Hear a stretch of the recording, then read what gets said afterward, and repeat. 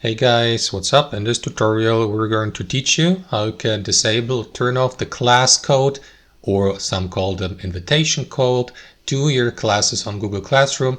For example, if you don't want any new students to join the class, and you may do that by simply disabling the invitation class code. So let us guide you through this. Head over to Google Classroom, head over to the home section, and here on the right side select the class you would like to edit and disable the class code for. So to do that, click on the given class, and after that, here in your class overview, head over to the stream tab in the top left corner, and here to the left you will see the current class code you may use to invite new students or class participants to join you. So you may simply click on these three dots here and select turn off from the drop-down menu.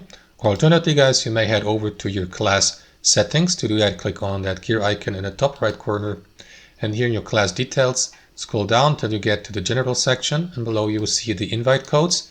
And you may manage these, for example, by clicking on that arrow down icon here and by switching to turn off. That is going to disable the given class code. As you can see, as well as the invitation link, both have been disabled, so no one will be able to join your class now through these class codes and invitation codes. And that's how it works in practice, guys. Thanks for watching and have a fantastic day.